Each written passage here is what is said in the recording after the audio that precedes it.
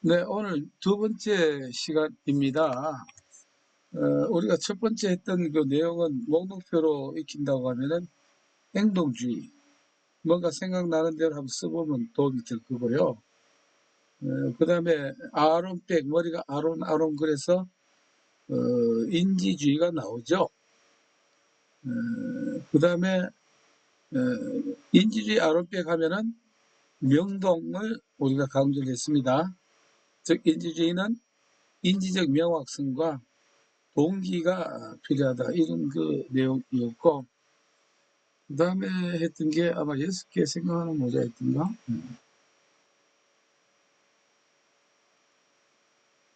네. 오늘 4번인데요. 자, 이 정신역동적 진로 상담 보딘이라고 나왔는데, 요거는 이미지 스토리화 해야 됩니다. 그래야, 여기 세 가지 내용을 한꺼번에 정리를 할 수 있거든요. 그만큼 이거는 필기도 많이 나오고, 실기도 많이 나오기 때문에 이렇게 박스화 시켜놨어요. 물론 이미지 스토리 이렇게 했지만은 실제 그림을 통해서 한번 연상을 해보는 게 도움이 됩니다. 그래서 공화면에서 한번 살펴볼게요.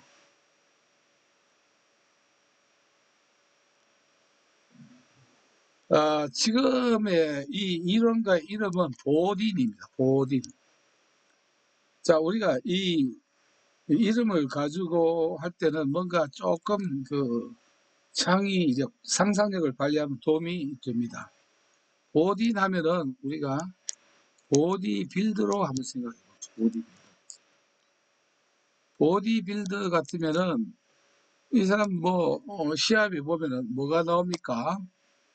근육이 막 역동을 하죠. 그 역동하는 모습을 막 보여줍니다. 네, 그래서 보디 하면은 보디빌더 근육이 역동한다라고 연상을 하셔가지고 이 보디빌더는 저 보디는 정신역동 상담 이론가다. 이렇게 연결을 한번 시켜봤습니다. 자, 그러면은 정신역동은 원래 우리가 프로이드의 그 정신분석 거기에서 영향을 받아서 만든 이론이다. 이 정도는 알아도 되고 몰라도 되는 내용입니다. 그러면은 우리가 어떠한 그 이론에는 반드시가 아니죠. 대부분 세 가지가 한 세트로 되는 경우가 자주 나옵니다. 앞으로 보면은. 자, 여러분들 뭐 이미지 스토리 행동주의도 물론 내용이 만만치 않았지만은, 이런 게 많지는 않아요.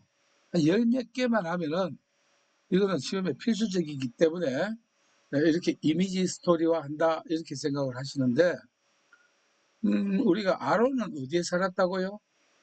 명동에 살았다고 했죠. 네. 자, 이 보디는 어디에 살았느냐 하면은 강원도 물 좋고 산 좋은 강원도 정선에 살고 있습니다. 강원도 정선에요. 옛날 고을 같으면은 뭐가 있느냐면 옛날 고을 같으면은 입구에 정선으로 들어가는 문이라고 이렇게 가지고 출입문에 이렇게 있다라고 가정을 합니다.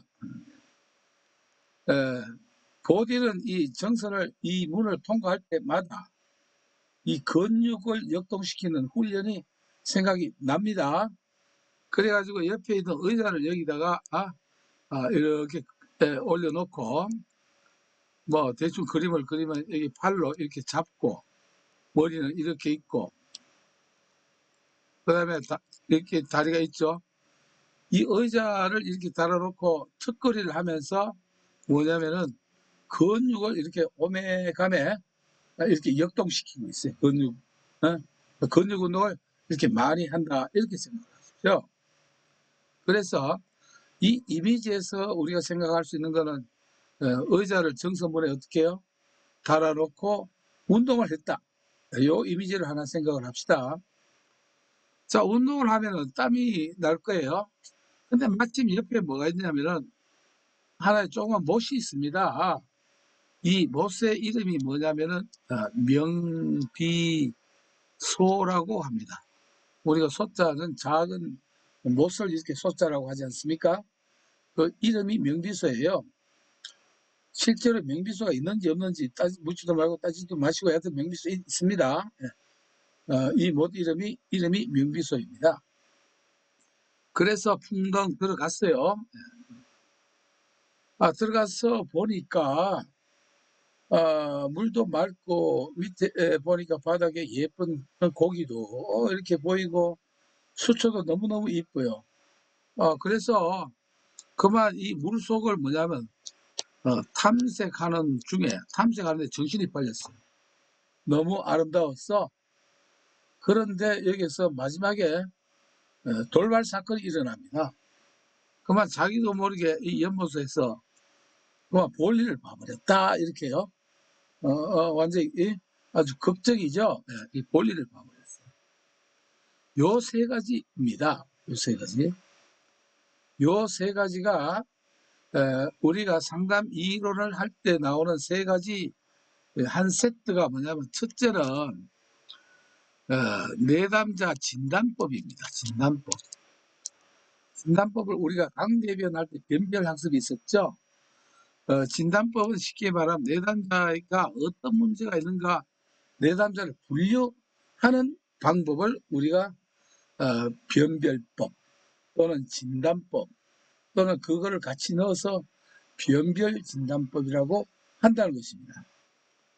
이래서 이걸 진단을 하고 나면은 이 사람에게 이 치료를 하기 위해서 어떤 기법을 쓰느냐 기법을 씁니다. 이 상담 이론은 인주주의 기법이 다르고 그 다음에 인간중심 이 이론이 다 다르고 행동주의 기법이 다 달라요.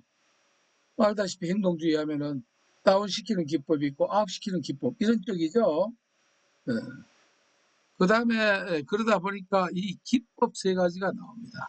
이 기법 세 가지가 그 다음에 세 번째가 그럼 이 기법을 사용하는 단계가 나옵니다. 단계라고 하는 게 그래서 진단법과 기법과 단계가 나오는데 이 이미지 스토리 속에 이 세 가지가 다 들어가 있다는 것입니다. 뭐냐면 진단법은 바로 이 이미지를 생각하면 되겠습니다. 이 이미지라고 하는 것은 뭡니까? 의자를 정선문에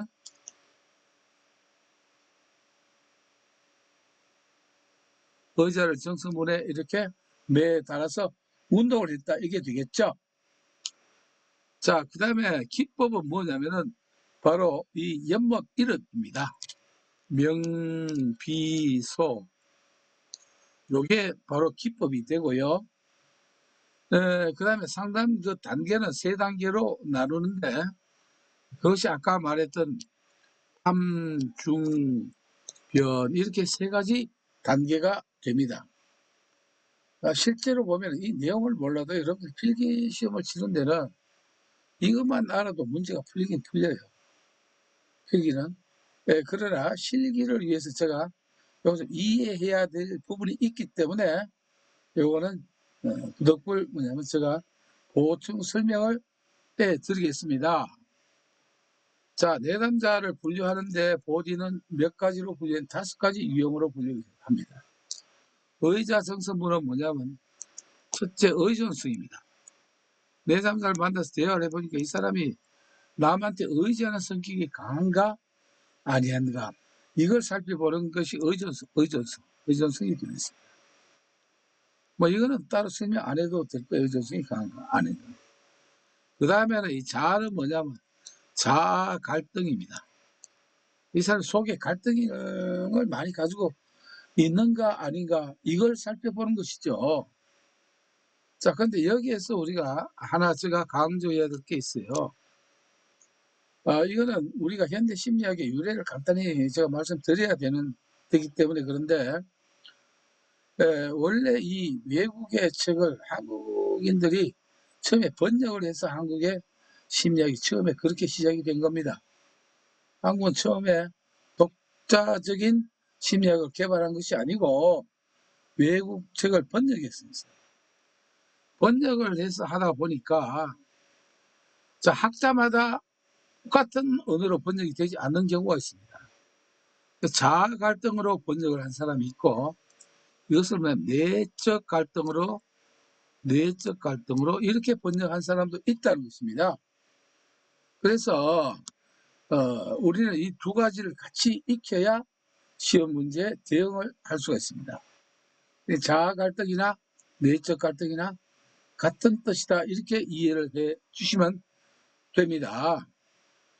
그 다음에 세 번째는 정보의 부족입니다. 정보의 부족. 이 사람이 직업 정보가 너무 부족한가 아닌가, 이 유형으로도 분류를 하는 것이거든요.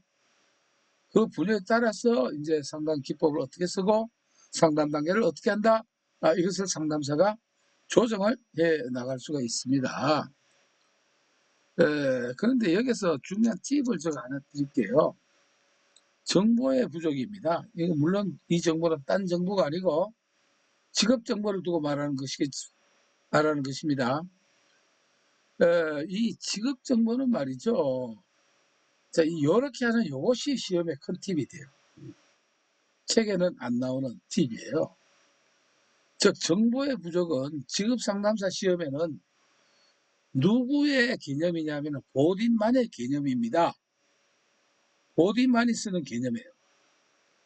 이 말은 무엇을 뜻하느냐면은 앞으로 딴 문제를 앞으로 풀어보다가 자, 본인이 아닌 이론가, 뭐 예를 들어서 아론백도 좋고 지금까지 했던 뭐 로저스 좋고 뭐 행동주의도 좋고 이런 본인이 아닌 그 이론에 만약 그 속에 정보의 부족이 들어가 있다라고 하면은 그건 무조건 틀리는 내용이에요.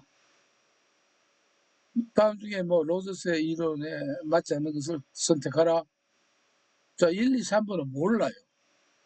그렇다 하더라도 4번에 정보의 부족이 있으면은 1, 2, 3번을 몰라도 뭐가 답이 된다? 정보의 부족을 택하면은 5점을 얻는다는 것이에요. 왜? 정보의 부족은 누구만이 쓰고 있는 개념이다? 본인만이 쓰고 있는 개념이기 때문에 그렇습니다. 그래서 이것을 강조를 하는 것이에요. 그 다음에 선은 뭐냐면은 선택에 따른 불안입니다. 물론 이 선택은 뭐냐면은 직업이나 진로 선택이 해당이 됩니다. 자, 직업 선택을 하는데 내가 왜 불안할까요? 이 부분은 이해가 필요해요. 늑대가 왜 암기하는 것보다 직업을 선택하는데 왜 불안이 왜 생길까요? 아마 여러분들도 다소 경험하신 분들이 많을 거예요. 내가 하고 싶은 걸 해야 되는데 못하는 경우가 있어요. 불안을 이긴 사람은 내가 하고 싶은 걸 선택합니다. 근데 불안 때문에 안 되겠어 하면은 나는 내가 하고 싶은 걸 선택을 하지 못하고 딴 거를 선택할 수밖에 없어요. 왜 그럴까? 제가 과장되게 이 얘기를 해줄게요. 빈촌에서 그게 뭐 남자든 여자든 구분 없습니다. 돈을 많이 들여서 서울에 유학을 시키고 그것도 모자라서 미국까지 유학을 시켰습니다. 그래서 뭐 의사나 큰 과학자가 될 걸로 예상을 어떻게 부모는 할 수 있겠죠. 친구들이나 동료들은 다 그렇게. 근데 이 사람이 한국에 돌아와서 뭐라고 하느냐면은 부모님한테 아버님 나 빵 장사를 하겠어요. 이렇게 빵 장사를. 빵 장사를 하겠다. 아니면 이렇게 얘기를 했을 때 우리가 빵 장사를 하고 싶다고 한 이 사람이 불안할까요? 불안하지 않을까요? 불안합니다. 왜 불안하냐? 자기는 속으로는 진짜 빵 장사를 하고 싶지만은 붕어빵 장사를 하고 싶다 하더라도 내가 현재까지 오기까지 부모의 희생과 돈 들어간 거 이런 걸 생각하면은 미안하거나 불안한 마음이 하나도 없이 부모한테 그런 얘기를 할 수 있다 없다? 할 수가 없죠. 여러분도 이만큼 확대는 아니더라도 내가 이걸 하고 싶은데 불안해서 그걸 못하는 경우도 있었을 겁니다. 이런 그 불안을 제가 한마디로 표현하면 뭐냐면은 이 불안은 무슨 불안이냐? 타인을 의식한 불안입니다. 타인, 부모를 의식한다거나 친구를 의식한다거나 이것 때문에 불안해서 뭐냐면 그걸 이기고 선택하는 경우도 있고 그만 선택하지 못하는 경우도 있어요. 그래서 왜 직업 선택에 왜 불안이 생기냐는 그 핵심 요인은 내가 하고 싶은 걸 했을 때 타인을 의식해서 타인의 반대, 특히 찬성이 아니고 반대죠. 이 의식한 이 불안을 우리가 직업 선택에 따른 불안이라고 한다는 것입니다. 그 다음에 문은 뭐냐면 문제 없음입니다.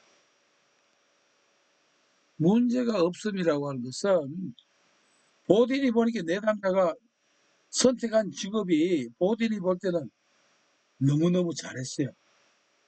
그 사람에게 딱 맞는 직업을 선택했어요. 그런데 그런 내담자가 왜 상담길에 왜 왔을까요? 이렇게 한번 물어보거든요. 왜 왔을까? 자, 이거는 제가 아주 임상심리사 그 내용하고 좀 비교를 해서 말씀을 드릴게요.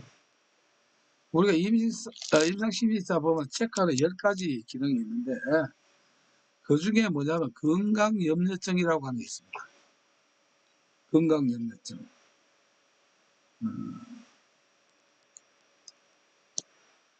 여러분 주변에 혹 이런 사람이 있을 수 있습니다.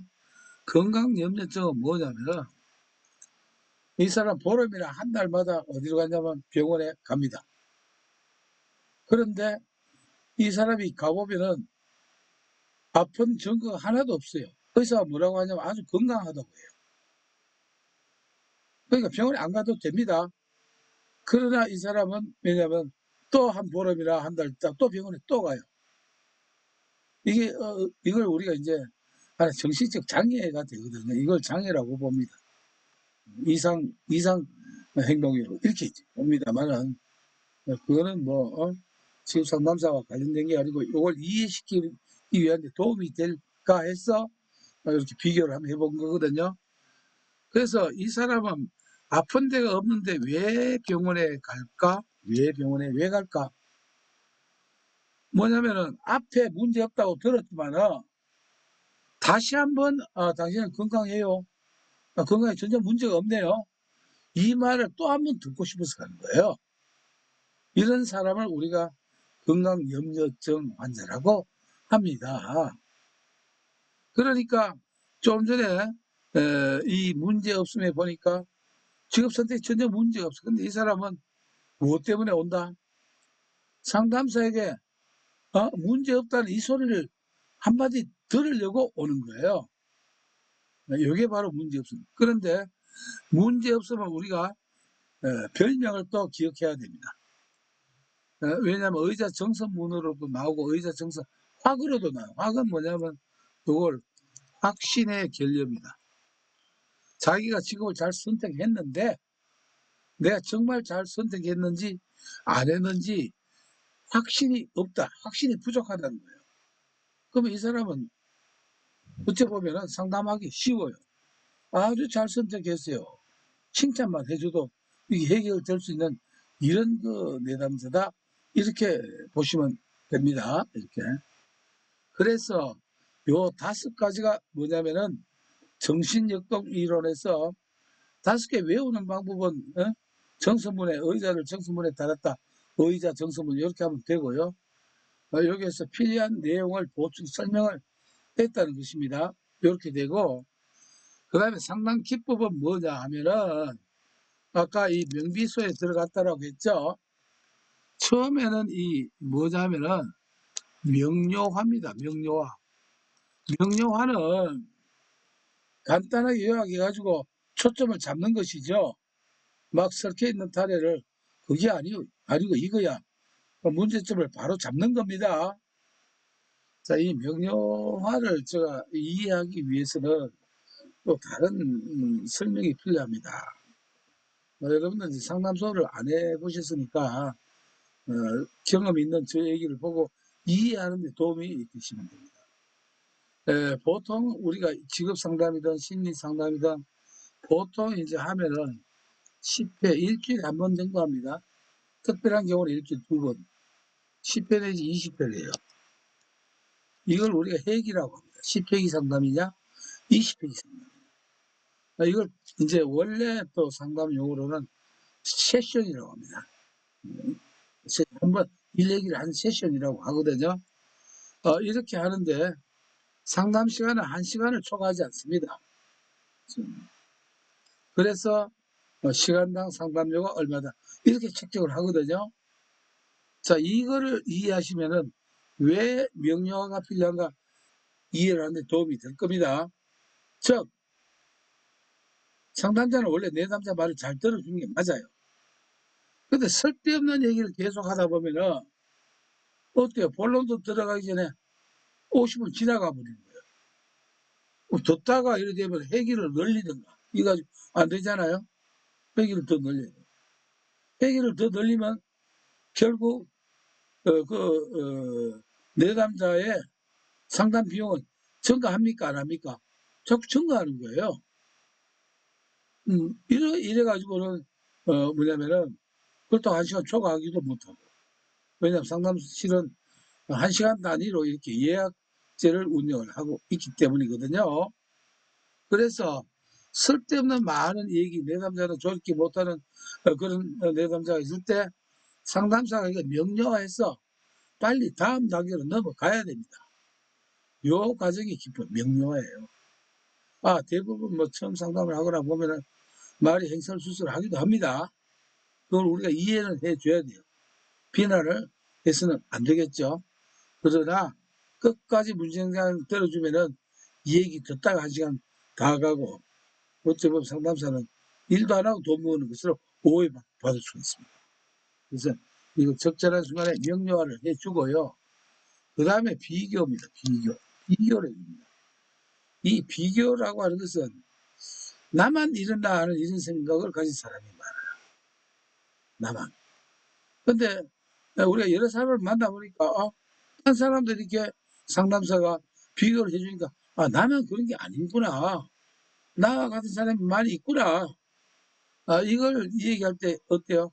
자기의 심각성에 대한 불안이나 염려를 감소시킬 수 있다는 것이에요. 이게 바로 이제 비교 관계입니다. 예를 들어서 제가 아까 확신의 부족, 문제 없어 이거 할 때도 뭐냐면은 건강염려증과 비교를 하니까 이해하는데 도움이 되는 건 맞죠라고 저는 믿고 그냥 합니다. 안 맞다 하면 할 수 없고요. 이렇게 비교를 통해서 해야 빠른 시간에 자기 자신의 모습을 볼 수 있고 그 다음 치료 계획을 빨리빨리 진행시킬 수가 있습니다. 그래서 명비고 그 다음에 소는 소망과 방어체계 요 내용은 밑에 교재 있는 겁니다. 그래서 뭐 글씨를 대충 쓰더라도 확인은 박스 안에 있는 이론을 보시면 되는데요. 소망과 방어체계에 대한 해석을 해줘야 됩니다. 자, 요 말도 역시 이해를 좀 해야 되는데 상담사 얘기를 들어보니까 처음에 희망이 생겨요. 희망이 있어요.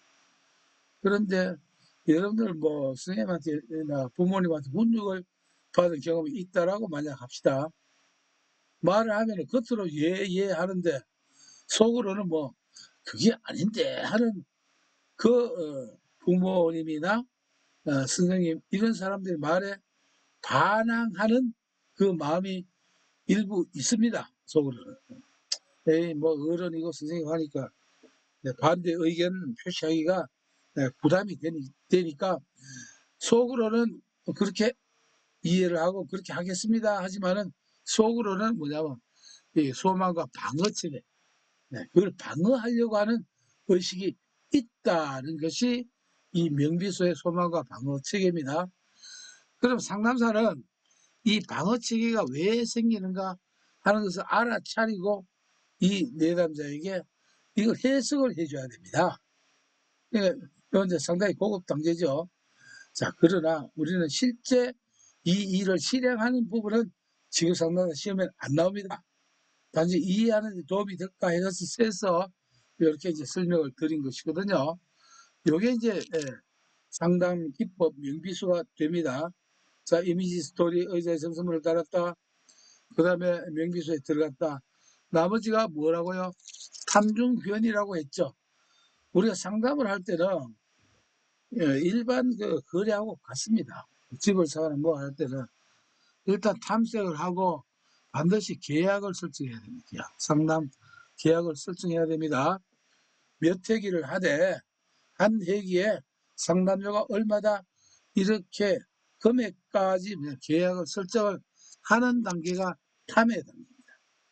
탐해 단계는 탐색. 내담자를 알아야 되겠죠. 탐색과 그 다음에 계약을 설정을 합니다. 그 다음에 중은 뭐냐 하면은 중대한 결심. 자, 요것도 역시 별명이 있습니다. 요걸 뭐라고 하느냐면은 핵심 결정이라고. 핵심 결정. 중대한 결정 또는 핵심 결정인데 요거는 이제 이해를 해야 이게 통역이 됩니다. 즉, 왜 중대한 결심을 해야 되느냐 하면은 우리가 이런 경우에 이제 필요합니다.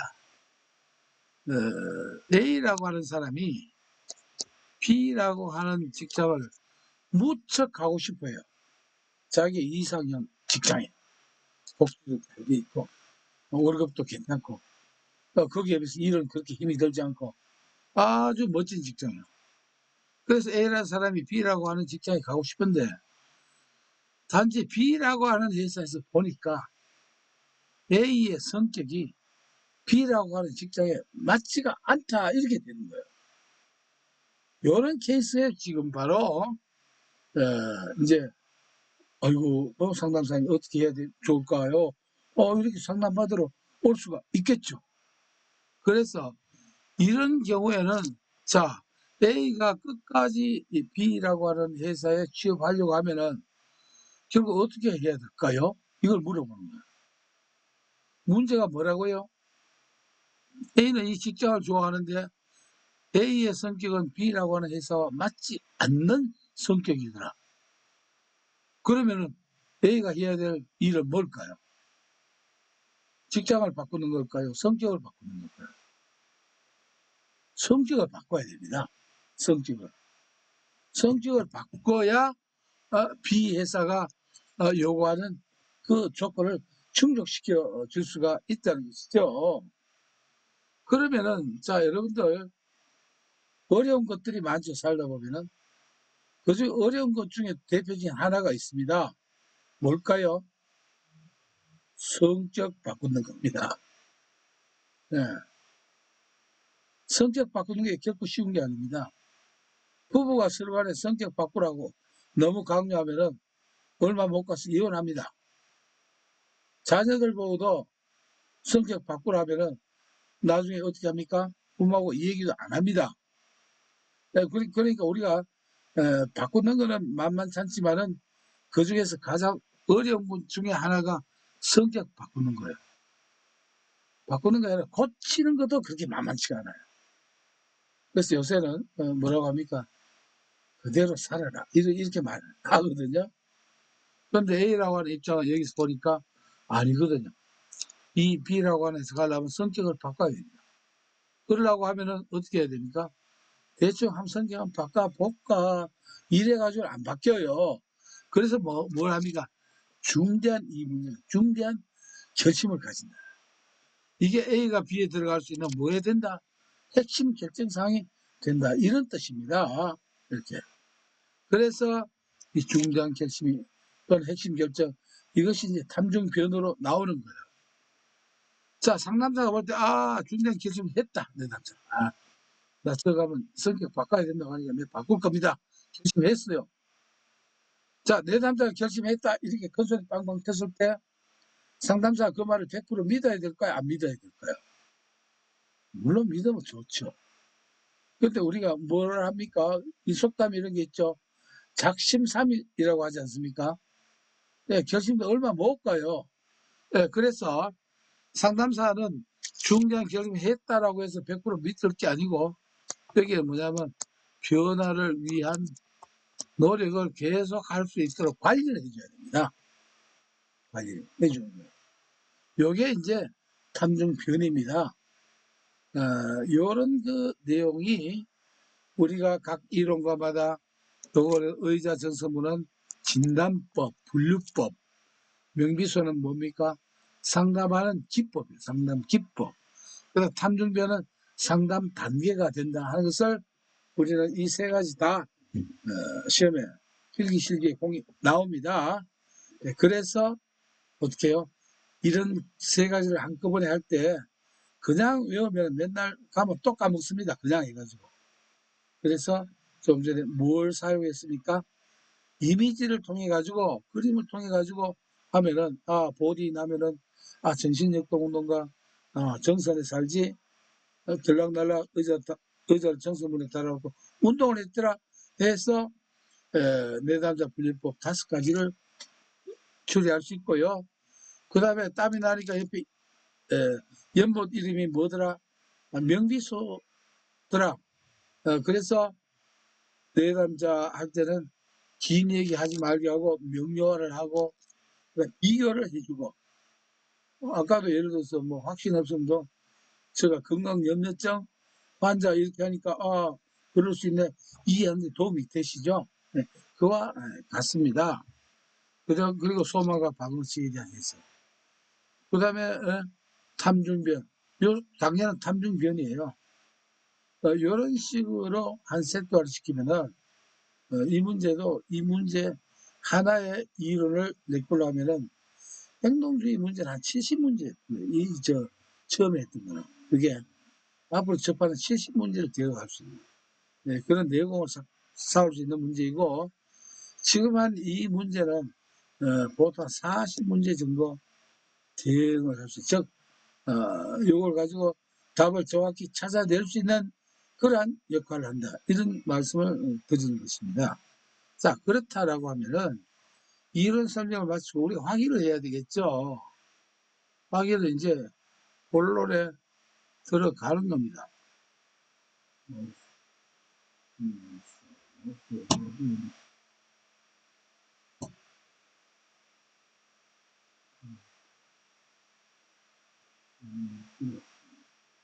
그래서 듀얼을 쓰니까 마우스가 작은 게 잘 안 보여서. 자, 이제 문제를 한번 보겠습니다. 정신역동적 진로 상담에서 보딩이 제시한 진단 범주에 포함되지 않는 것. 진단 범주 하면 이제 우리는 뭐가 떠올라야 됩니까? 의자 정서문이에요. 이렇게.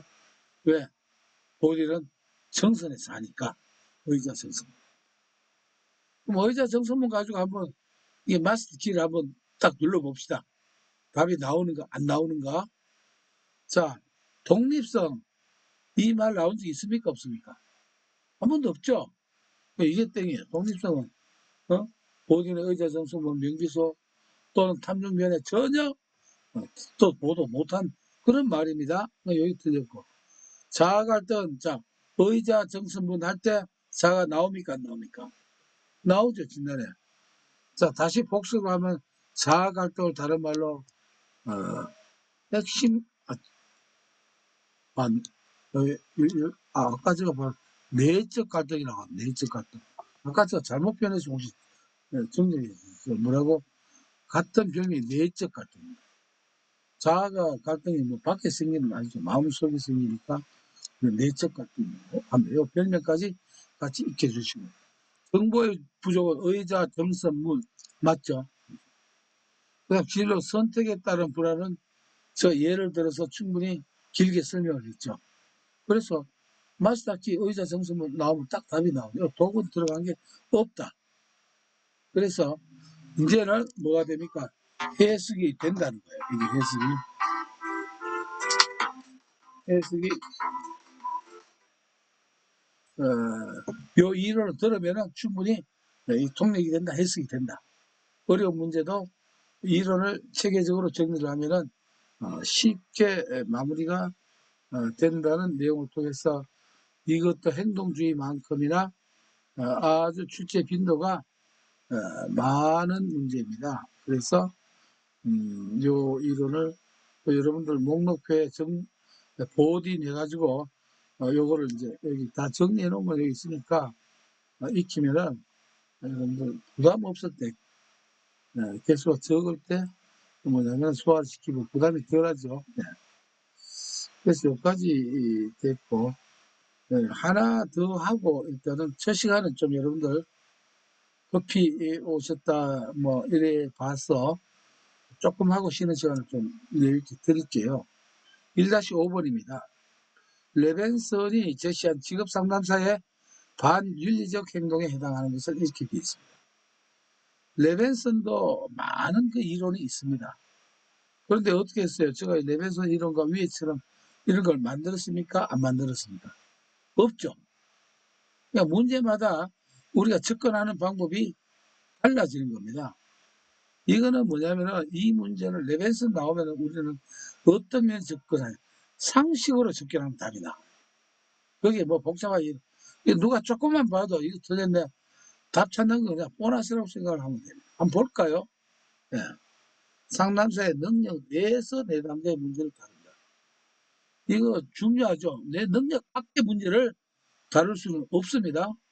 뭐 누가 봐도 하자가 없는 내용이고 내담적에 부당한 광고를 하지 않는다. 뭐 상담하면서 야, 너 주변에 누구 없나? 내 상담 기가 막히게 잘하고 친구들도 상담 되고 오시오. 이런 거라든가 이런 광고 이건 안 되겠죠. 뭐. 적절한 상담 비용을 청구한다. 뭐 설명할 게 없습니다. 직업 상담사에 대한 내담자의 의존성을 최대화한다. 이상하죠? 우리가 생각하는 모습할 때 제가 강조를 했던 내용이 뭡니까? 우리가 상담의 궁극적인 베이스, 목적, 기초 중에 기초는 내담자의 의사결정 능력을 촉진시켜 주는 겁니다. 상담사가 결정을 하는 게 아니고 누가 결정한다? 모든 최후의 선택은 내담자가 할 수 있도록 해야 되는데 그러려면 그 의사를 결정할 수 있는 능력이 촉진이 돼야 되고 그렇게 할 수 있도록 상담사는 도와줘야 된다는 것이에요. 이러면은 자기 의사를 똑바로 표현하고 그 다음에 결정하고 그리고 선택하는 이 책임감이 생길 수 있겠죠. 이렇게 이제 보시면 됩니다. 그래서 어디라도 앞으로 의존성을 뭐 별로 중요하지 않다. 아니면 의존성을 키운다. 의존성을 키우는 거는 이 문제가 아니더라도 딴 내용에 나오더라도 그거는 틀린 내용이 됩니다. 왜? 상담의 가장 베이스가 뭐냐? 스스로 독립적으로 의사결정을 할 수 있는 능력을 촉진시키는 즉 양성해 주도록 도와주는 것이거든요. 그래서 이거는 뭐 사실은 굳이 뭐 이렇게 쓰면 안 해도 되지만은 그래도 이런 문제는 문제 접근마다 이건 외울 필요가 없어요. 상식적 그래서 여기 상담의 핵심입니다. 의사결정 촉진은 그냥 상식적으로 판단하면 된다. 왜? 내담자수의 의사 촉진인데 의존성을 최대하면 그 상담사를 끝까지 도와준다. 이런 거는 곤란합니다. 그래서 두 문제 보딩과